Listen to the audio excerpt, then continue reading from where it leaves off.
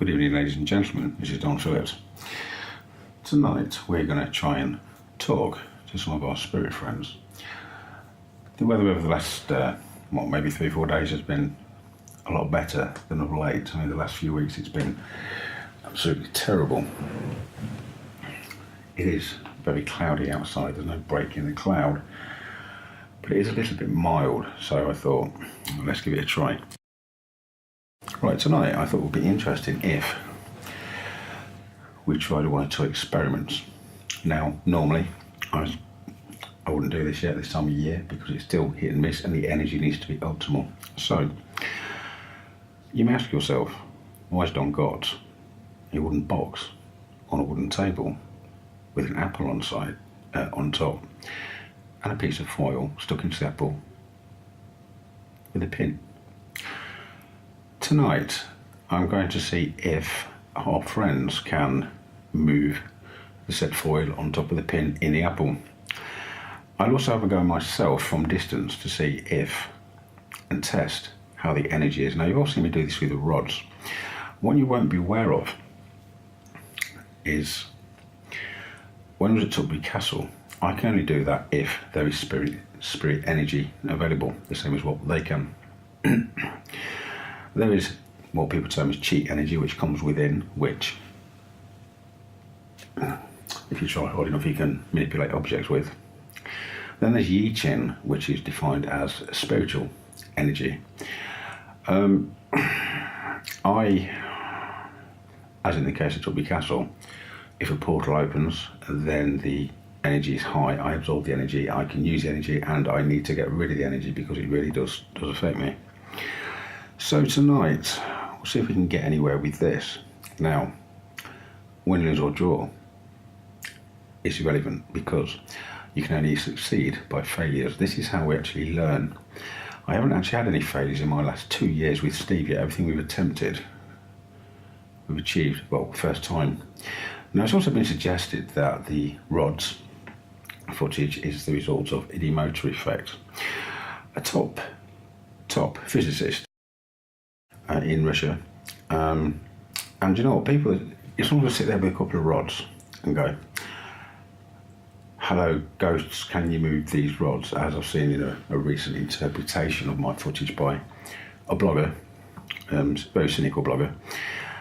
I never in that footage actually suggested there was anything ghostly to it or any ghosts involved. I certainly didn't mention the word ghost or ask any questions to a ghost or requests from a ghost.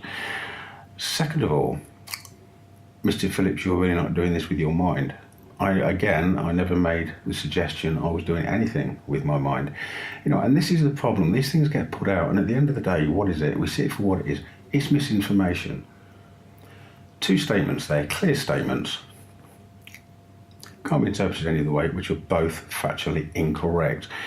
Now, in order to be taken seriously, whether you're a skeptic or whether you're a paranormal researcher or anything, you know, at least get the information correct that you're putting out to people.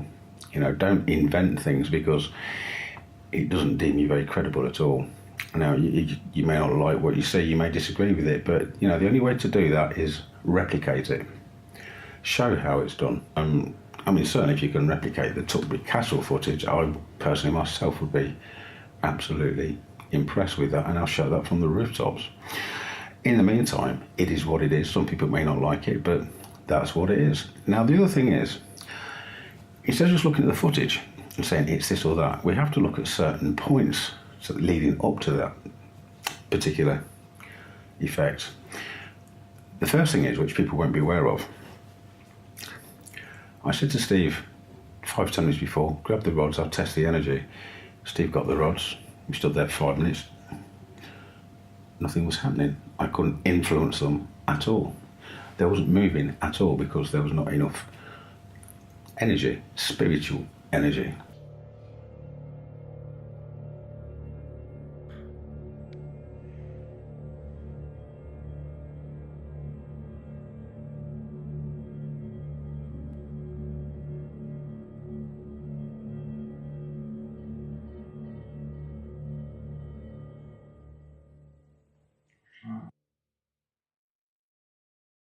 And it was just quite a shock when this portal began to open. I could feel the energy building up. I could feel it affecting me. And I said, Steve, grab the rods. Whoosh, off they went. Now, like I said, there's a few points to this. First of all, there's the fact they didn't work the first time I tried them at all, despite my best intentions and wishes. Second point, there's a claim. Steve, there's a portal opening here. Claim in itself is worth nothing without some kind of substantiation. Third point, I said, Becky, if there's a portal opening here, can you say the word portal?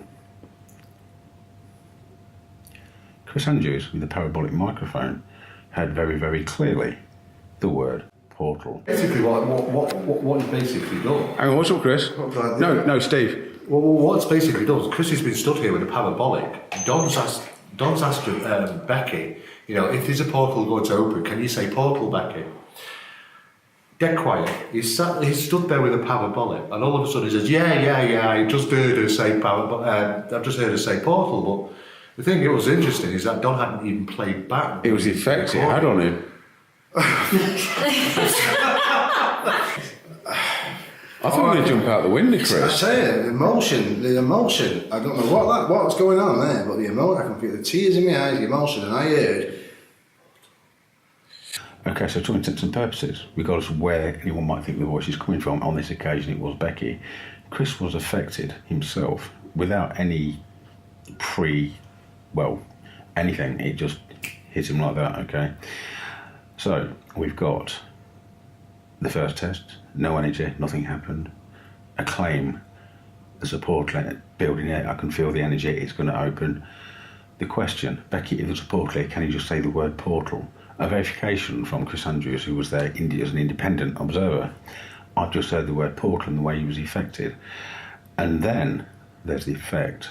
Now, prior to me moving them rods with the previous 4 points already made, can you imagine if I was standing there, puff, puff, puff, all puffed up and everything went, and nothing happened?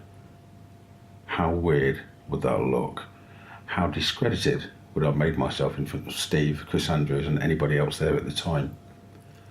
You see, it's one thing to claim something, it's another thing to know what's actually happening and what that effect's going to be. I knew what the effect was going to be. So we got the big build-up of energy, the surge of energy. I needed to release it to the rods. The rods reacted accordingly. And it wasn't just portal, it wasn't just the word, it was emotion, everything that came with it. Guys, can we stop? We need a CCTV set up. This is building. Energy, doesn't it? Yeah. God, I'm so pumped, I felt I could lift the car up.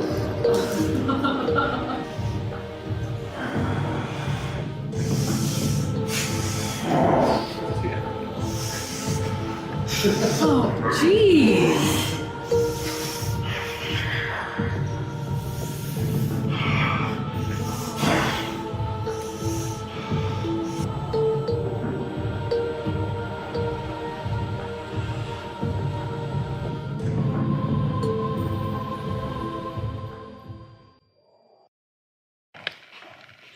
Well, as I said, the rods were in my hand, I wasn't moving them, they were flying all over the place. Don seemed to be manipulating the rods. How? I have no idea how that was happening.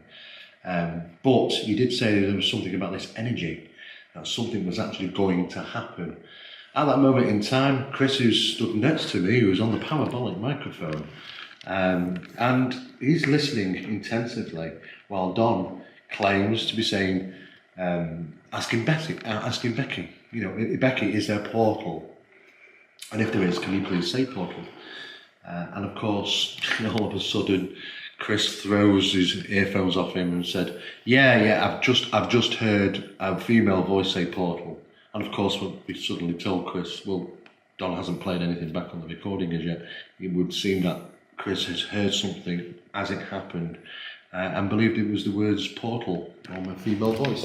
Yeah, as Don was asking for the communication for the word portal, and as Steve was correctly saying there, I had the parabolic microphone on, as Steve was saying, and I heard a female voice, a human voice, very close to me, in my ear, the word portal, straight away. But the unusual thing with it as well, I think, at the same time, not just the voice, but it was the spread of emotion. I've never encountered anything like that before. The emotion was overwhelming. You know, the voice was there. It was real time. I heard it. It was distinctive. But the emotion, it was bewildering. I couldn't comprehend the emotion. I felt, my eyes started to fill up, and I'm not that type of person, you know. But phenomenal. Like it's kind of rational, is it?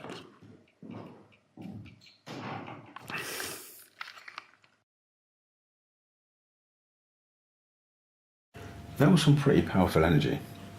So that's that cleared up. Now I am planning to go to Russia in the not too distant future to do some work with this professor, which is yet to be named, under controlled conditions to see if we can replicate exactly the same. Now tonight I said I would sit here and see if we can speak to the guys and see if we can get anything moving. That again depends on energy. If a portal opens and the place is filled with energy, fantastic, you will know, believe you me, because that will be flying around, okay, and the voices will be very, very loud. It's not something I can control, so I'm hoping that there's a possibility we could get a portal open and capture it on camera. In the meantime, let's begin. Like I said, at the minute I'm not feeling a lot of energy. I'm not even feeling a lot from the guys at the moment, but we will persevere for the time being. I don't know what your capabilities are this evening. I'm not actually feeling a great deal at the moment. I hope that is going to change. What I'm going to say as well, there's a piece of tin foil on there. If you can actually turn that to signify that the energy is at least half decent, that would be appreciated. What you will notice is as I'm speaking, my breath, my movements are not affecting that at all. So if that turns, that will be interesting. I've deliberately put it at distance so that my breath, me talking, does not actually move that whatsoever. All the doors are closed, the windows are closed, there's no drafts, and that is absolutely perfectly still at the moment. So any movement by them or by me is of interest. And before anybody says, oh, what kind of scientific experiment is that? It's not particularly a scientific experiment. It's an experiment of interest to me and probably some viewers. When I choose to do a scientific experiment, I'll be doing the same thing when there's a lot of energy, and that will be under an airtight glass dome. Guys, I would like to try and, I'm just feeling a little bit of energy. Is there any way you can actually move that for me? Sometime in the next 60 seconds. If this works, we will show it. If not, I will skip to the next bit. But you know what, we have to think out of the box sometimes, guys, and that means doing things on the fly. Can we move that? It will also take them time probably to build enough energy to move it. So what we'd like to do, guys, is see it actually turn all the way around sometime in the next few minutes if possible. Just make sure that's actually clear. Yeah, it's clear. Okay. Can you turn that? Can you turn it all the way around? Can we turn it? Come on, guys. I want to show people that you're real. Just turn it all the way around. All the way, but keep going. Come on, keep going. A little bit of movement on there. I think that class is significant. Again, just movement is not going to fit that to a great deal, so I'll show you that now, okay?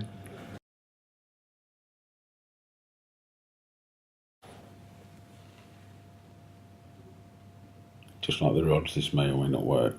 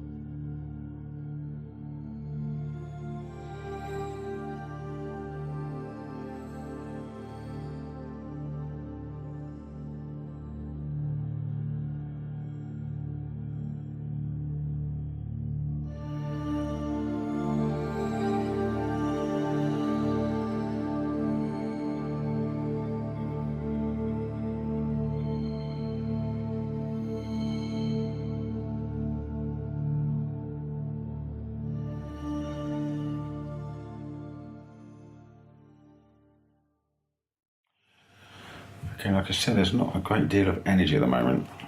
If your portal opens, I'll do the same thing again and you will see that thing go like crazy. And this is important. It's always important to have something to compare it to. Let's see how we get on with the voices now.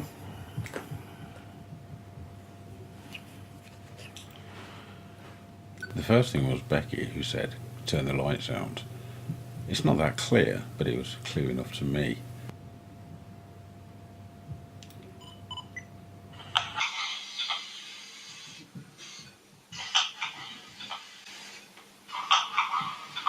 Put the lights out. After I turned the lights out, Becky again spoke, and this is very loud and what I consider to be extremely clear. She was making reference to me moving the foil just moments prior. Okay guys, I put the lights out, but I've just left this on here. I don't even know if anyone can actually see me on camera now. Okay, is that better?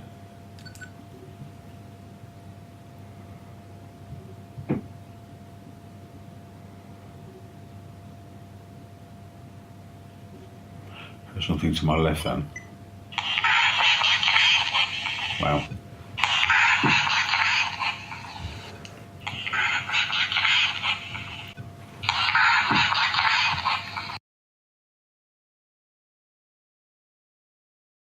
Now,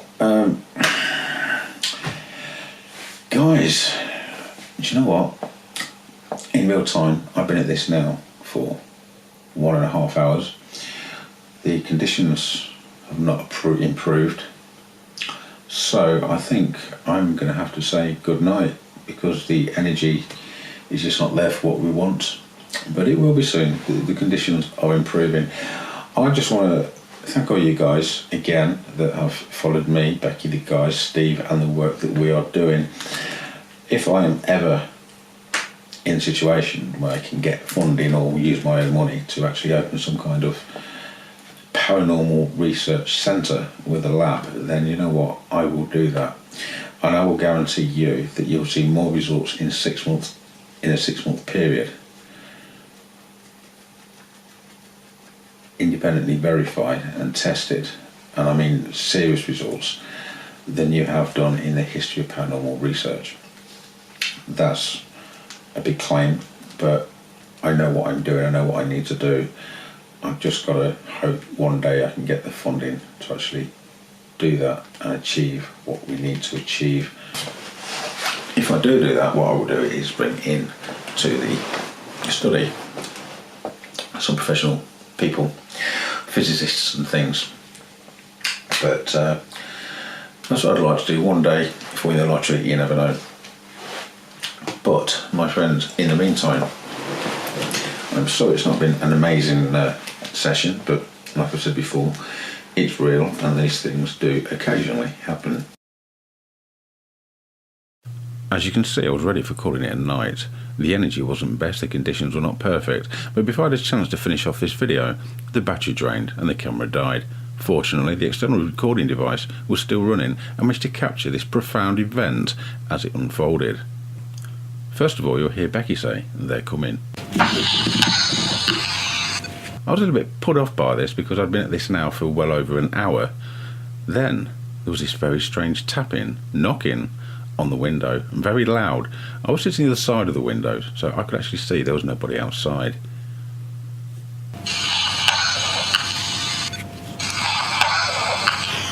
Bloody hell, I've been here guys till this time, and now you're coming? I've been trying to speak to you.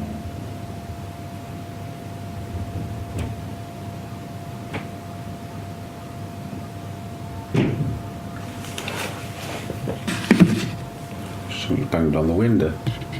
Back in a bit. How bizarre.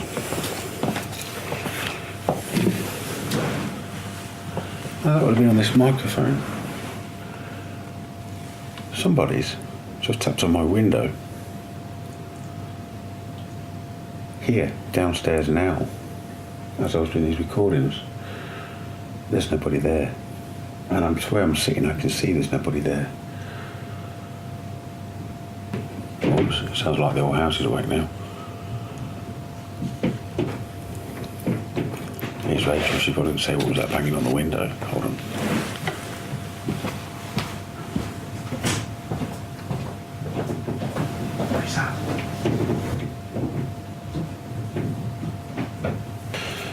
was I? Anyway, there was a tap on the window, which hopefully has been picked up on here. And then I said, who was that? And then this guy said, I'm at the window. Did you knock or tap on the window? If you did, can you say it was you?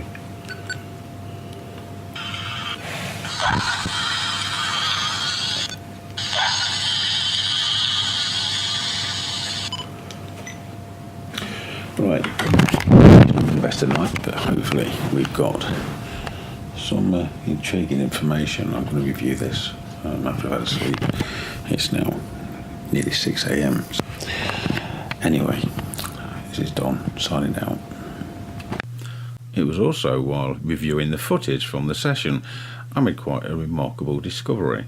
A gentleman, a disembodied voice, spoke just like a human straight into my external device. Bloody hell, I've been here guys till this time and now you're coming? Been trying to speak to you. At this point I was extremely frustrated. The camera had actually died. I've always said a claim in itself is worth nothing unless there's at least some kind of substantiation to back it up, at least in part. At this point I set to work to try and show that it wasn't my voice that had been captured, so I devised a series of replication tests. First of all, the knocking on the window. I put the recorder in exactly the same position it was the night before. I tapped on each individual pane in the windows one at a time.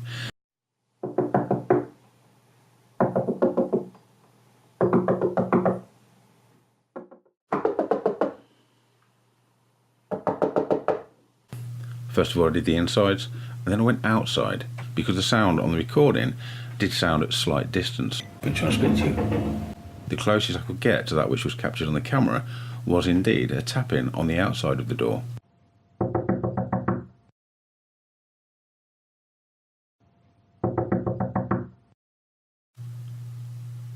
Then there was the voice. We've been trying to speak to you. How could I show that that wasn't me? Obviously it was a male with quite a deep voice. Been trying to speak to you. I could tell straight away by listening to it, it certainly was not me. Then we have to take into consideration what was being said. We've been trying to speak to you, which would not be something that I would say. It would make no sense whatsoever. So, first of all, I compared the voice prints. This was quite difficult because the tapping overlaid most of the part of the disembodied voice. Been trying to speak to you. But despite this, I did manage to isolate part of the voice prior to the knocking being overlaid.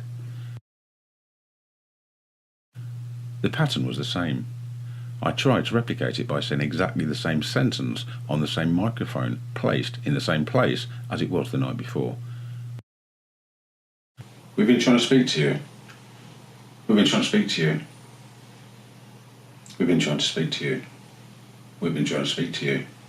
There is no way my voice, my speed, the tone, or the pattern would match that which was captured on the audio device.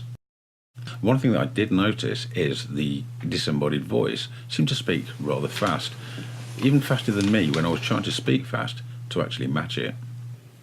Obviously things and energy-wise had changed significantly in the last 5 minutes.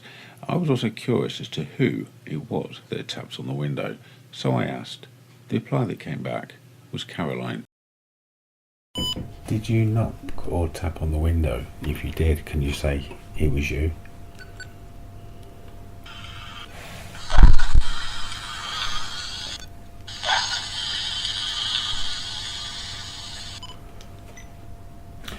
Right, best of night, but hopefully we've got some intriguing information. I'm going to review this after I've had a sleep.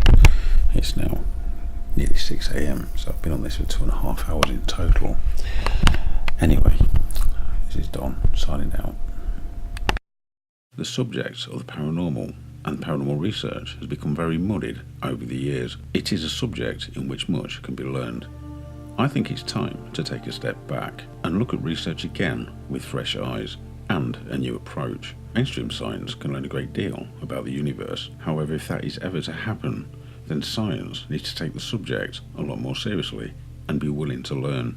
Should this footage find its way to anyone connected to the mainstream with a genuine interest in real field research, I'd welcome you to get in touch. Also, I'm now seeking a professionally qualified clinical hypnotherapist to assist me in my new research, some experiments coming up later in the year. which could prove potentially groundbreaking. These experiments are hoped to begin around about August time. So again, I welcome you to get in touch. My email address can be found in the description box. To everyone else this year, there's a lot more to come. If you like my work and you find it interesting, then do please subscribe to both this channel and the Supernatural Files. More coming soon. Thank you.